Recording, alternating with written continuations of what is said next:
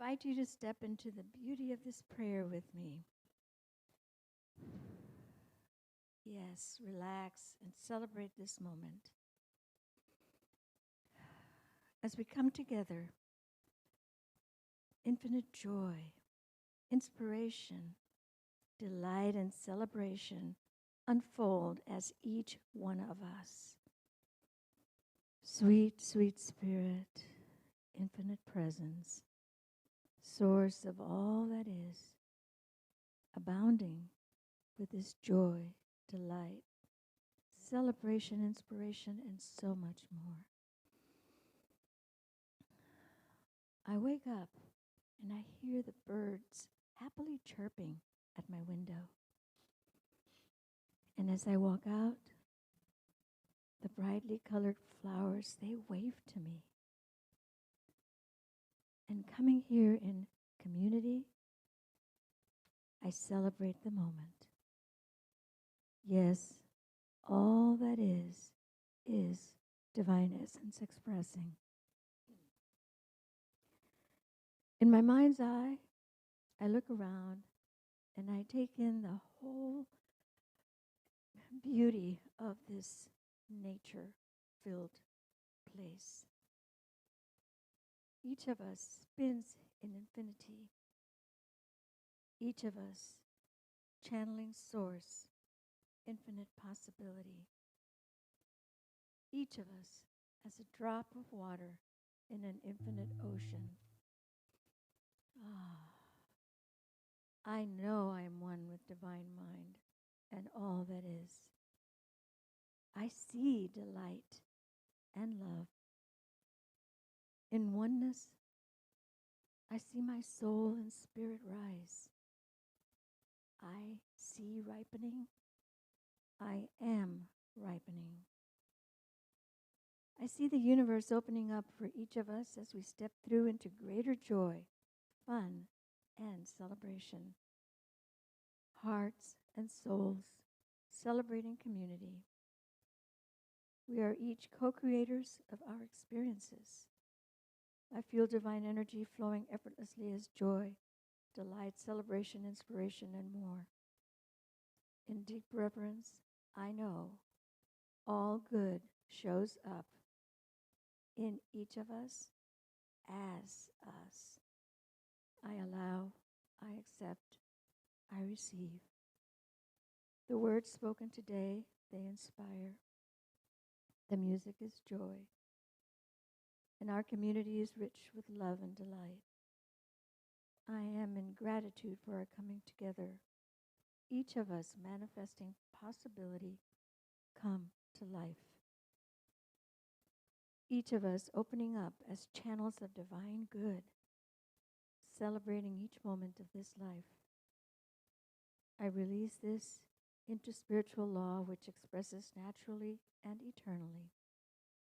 The life principle manifests as me, as us in every moment. I let go and I let God. And together we affirm, and so it is. Let us be in.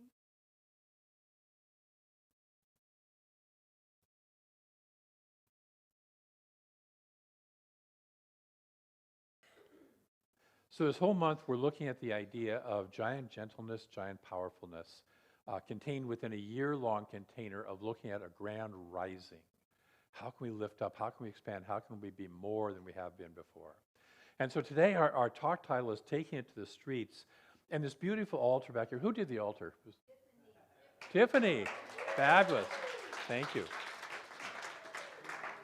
Reminds me that we not only take it to the street, but we take it to the paths, we take it to the forests, we take it to the fields, we take it to the oceans, we take it to the earth, the planet itself. What's that? For Earth Day, yes, which is tomorrow. So we're taking this idea, our consciousness out. We've been looking this whole month at this giant gentleness, giant powerfulness, and we started off by how does that apply to me individually? And then the next week, how does that apply to my close-in relationships? And today we're looking at how does that apply to the world, to the relations with those around us, Today it's a global perspective. Next week, we're going off the planet. We're going to a cosmic perspective. We have some guest musicians helping us with that. And for, I think, the first time ever in Center for Spiritual Living Olympia history, we're going to have a song from Monty Python. Yes. That's next week. I will surprise you with which one it is. So as we explore how our gentleness allows our true power to flow, that as we're gentle, that as we relax into this, that as we allow ourselves to just simply be authentically ourselves, then our authentic power itself can show up and flow. And power is not control over, but rather the ability to create, the ability to get things done. We have the potential as we do this then to create something much different than the old models, which were based on control, based on fear, hurt, and anger. And we can create results that both feel different, feel very different from before, and look very different than much of past history. Would you be okay if we did that? Oh, yeah. So as you might guess, this is not a short-term instant results and gratification process. Dang it. And yet, even if it takes a while for the ship to turn, it's important to begin the turning. Trusting that the process will eventually create results that may have seemed hopeless when begun. You know, there's a kind of bamboo that in the first 4 years does not show any above ground activity whatsoever. And in the 5th year grows 90 feet. Think about that. And in the first 4 years, what it's doing is nourishing or creating its underground network in order to be able to create that. It's developing an interconnected root system beneath the ground, and it needs nourishment. It doesn't just happen, it needs to be nourished. So we can become our ancestors' wildest dreams. The idea of a world that works for everyone, or an idea of our religion is kindness to everyone, if we begin to practice ways of gentle, authentic power now, instead of staying stuck in old ways that, while they may feel comfortable because we've been doing them for a long, long, long time, really don't work. You're familiar with the definition of insanity, which is doing the same thing over and over and over again, expecting a different result. And that's how a lot of society works today, yes? Okay. Recently, a person told me, we have to try something new. That person told me, we've got our musical guests, Heidi and Bob, coming in this Saturday to play a concert and then Sunday to play for us. And somebody told me they weren't going to come to the Heidi and Bob concert because they've never heard of them before. And all I could think was, how do you ever find anything new? And everything that's familiar now was once new to us, yes? Yes? Are we willing to shift our approach to the world? Are we willing to try something new, even if it doesn't seem to currently produce a huge growth, that as we nurture life, instead of fighting, resisting, and controlling, life will nurture us in return? Can we nurture life and let life nurture us? So how do we do this? Nadia Bolz-Weber, who's her book that she wrote is called Pastrix. And Pastrix is a word for a female pastor, usually used as a derogatory term in certain Christian communities that don't believe that women should be pastors, okay? And so she starts right off by, she has kind of a attitude, you know? And so she titled her book that. She said, "I was taught that evil is fought through justice and might. The way we combat evil is by making sure that people get what they have coming to them, an eye for an eye.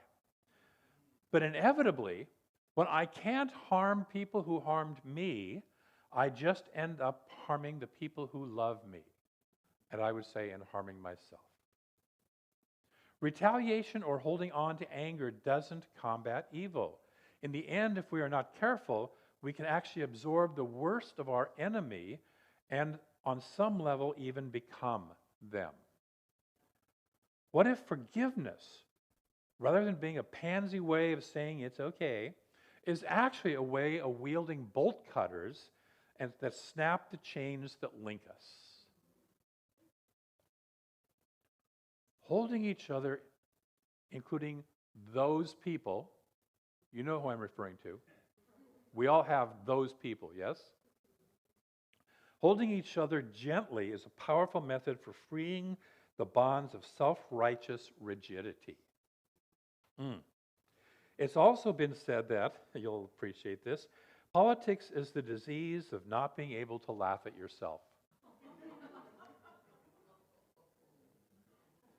I would include religious fundamentalism in that description too.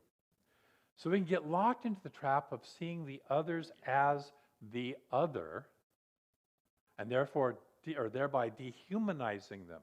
We dehumanize them with all the labels that we put on them. Libtard, repugnantin, all the racial slurs and all the ways and words we use to convince ourselves that we are not really one. That although we say it's all God, or that we follow Jesus, and you could substitute Muhammad or Buddha, who told us to love everyone, including our enemies, and that whatever we do to others, we also do to him, we forget all of this. And then we, who remember that, we can get all righteous again and point fingers at those people, yes? And congratulate ourselves that we're not like them while being just like them in a different context.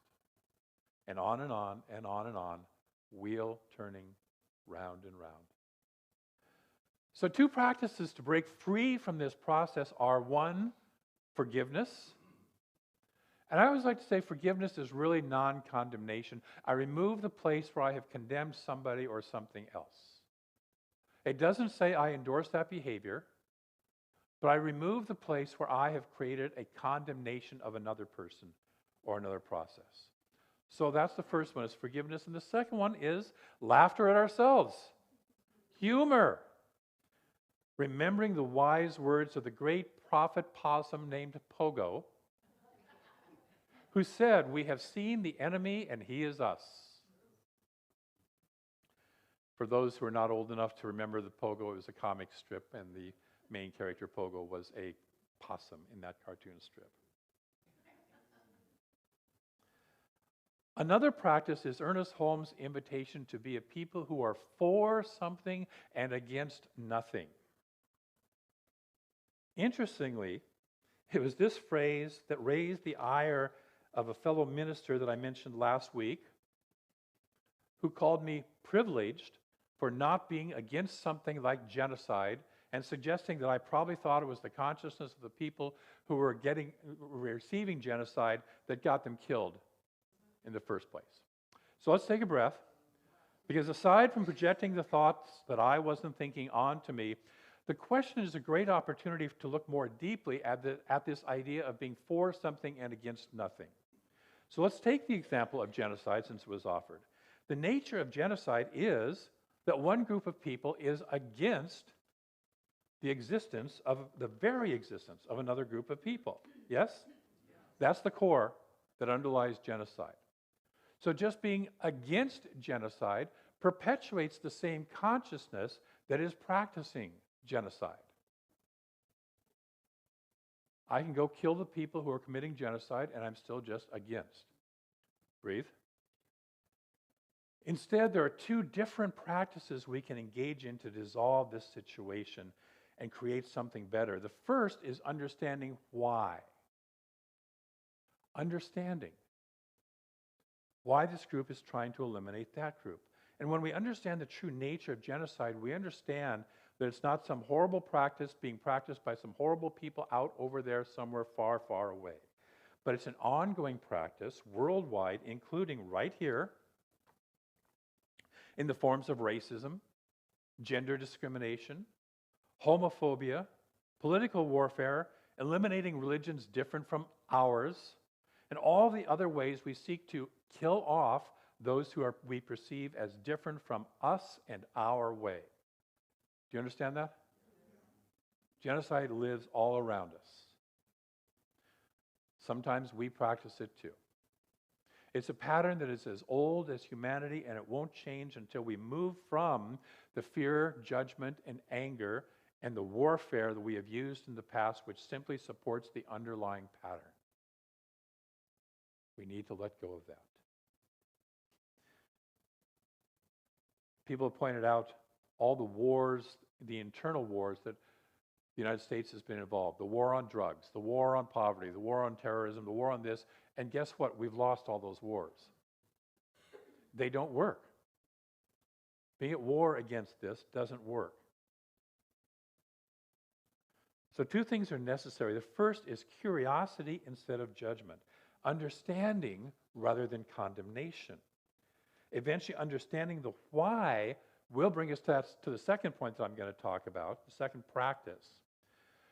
The question is, the understanding is, what are they for? They, them, those folks over there, what are they for? What is the desired outcome of their practice? What will they achieve by eliminating everyone unlike themselves? We have to understand that life itself is always for something. Oftentimes it's for its own self-preservation. And unfortunately, most people never grasp their real why. Why am I doing this? So instead, they just compress it into little slogans that they don't have to think about, like, make America great again, or America for Americans, or America is for white people, or America is Christian country, all this stuff that's a compressed little soundbite that causes us to not have to think. And by the way, this is not about politics. I hope you understand this. This is not about politics. When we can start to understand another's why, we will usually understand that why, find that why living within us. You know, there's a book, I can't remember the gentleman's name who wrote it, but an African-American man who went and started to work with people who were in the Ku Klux Klan, to understand them, to learn about them, to have conversations with them, to sit down with them.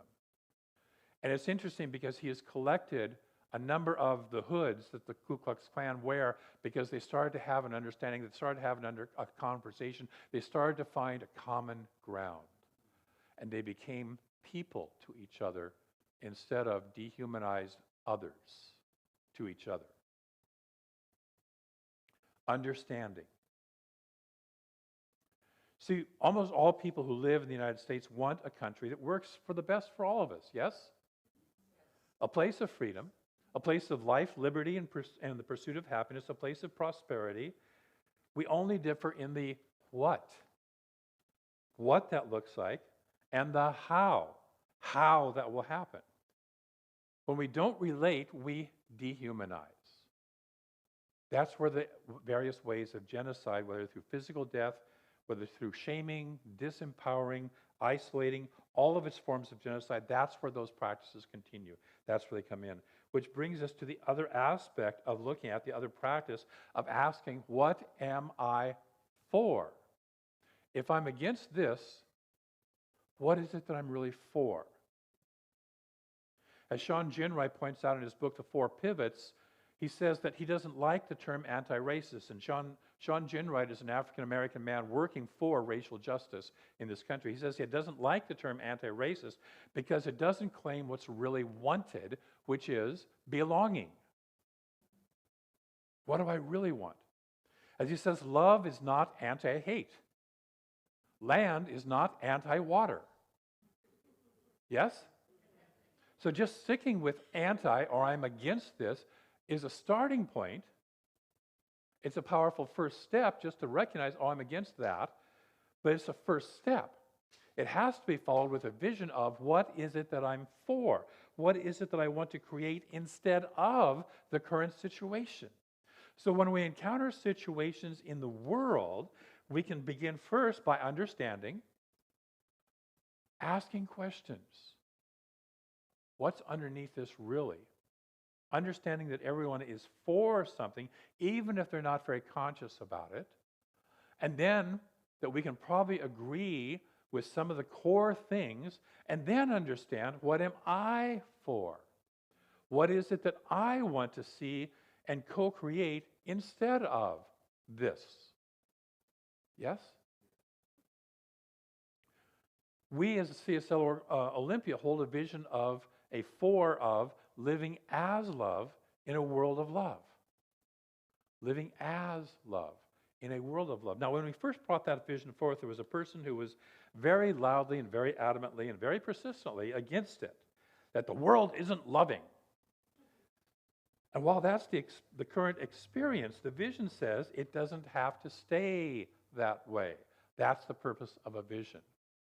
The CSL organizational, the Centers for Spiritual Living organizational vision is a world that works for all. Right now, the manifestation of either of those visions may seem far off, yes? Perhaps even impossible. Sort of like that bamboo that does nothing for a long time, for the first 4 years. You know, I always think I get impatient waiting for 6 months for my tulips to show up. You know, what would it be if I was growing that bamboo grove, you know? I thought that was an exercise in delayed gratification. This is not an overnight, we'll get her done by the end of the year project. Okay? It's a deep retraining of ourselves and by example, helping and supporting retraining others in new ways of being in uncharted territories where there are guidelines but no real maps. Do I know how to do this? No. Do you know how to do all the details of this? No. Nobody does because it hasn't been done before, but we all know that it's being called to be done. Breathe. So the question, the only real core question then is, are we up for the challenge? And the answer has to include awareness that if we aren't, the human race as we know it will probably not survive. Because we are currently too capable of committing genocide, not just with weapons of mass destruction, but with weapons of marginalization, weapons of excluding other groups, weapons of mass shaming, effectively eliminating whole groups from basic human needs, including emotional needs, which will initially seem like success for some. Hey, if I just get rid of all them kind of people, my kind will be fine. But in the long term, it'll be a loss for all of us. You know, privilege, which was kind of thrown at me, is not a word to be used to shame others. Rather, it's a tool to help that allows us to be used to help others. Just as a person who comes across a person trapped in quicksand has the privileged position of standing on solid ground, doesn't say, oh, I'm going to be in real sympathy with you and I'm going to jump in with you. That doesn't help either party. But instead, ideally uses their privileged position of standing on higher ground, on solid ground, gets something to help lift them out with.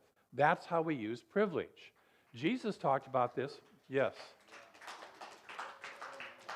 We use privilege as a tool. Jesus talked about this 2,000 years ago when he talked about the Good Samaritan. And by the way, in case you don't know, Samaritans in that culture were the outcasts of that culture. They were the black people in 30s, 40s, and 50s America. They were homophobic or homosexuals or transgenders in current America. They were the outcasts, okay?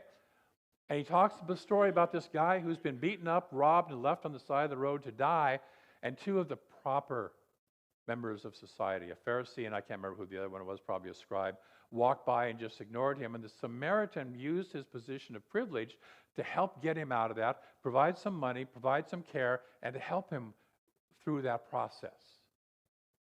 Jesus was always good about kind of tweaking people's minds about, you know, this person that you shame and think is not good enough, they're the ones who are the hero of the story. Can we do that? We can, that's a big can, we can use our giant gentleness and powerfulness to help create a world that works for all. The only question is, will we? So I'm going to invite you to one spiritual practice this week. When you're upset by the world, how many people get upset by the world on a fairly regular basis? Okay. When upset by the world, ask a couple of questions. Number one, what is it that I'm for instead of this? What is it that I want to create instead of this? And then practice forgiveness. Practice laughter. Practice a little humor. Practice understanding, asking, acceptance, exploration.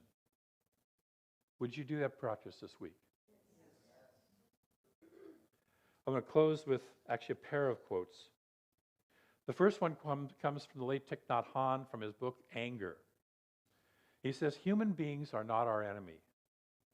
Our enemy is not the other person. How many of us have another person who symbolizes in our minds our enemy?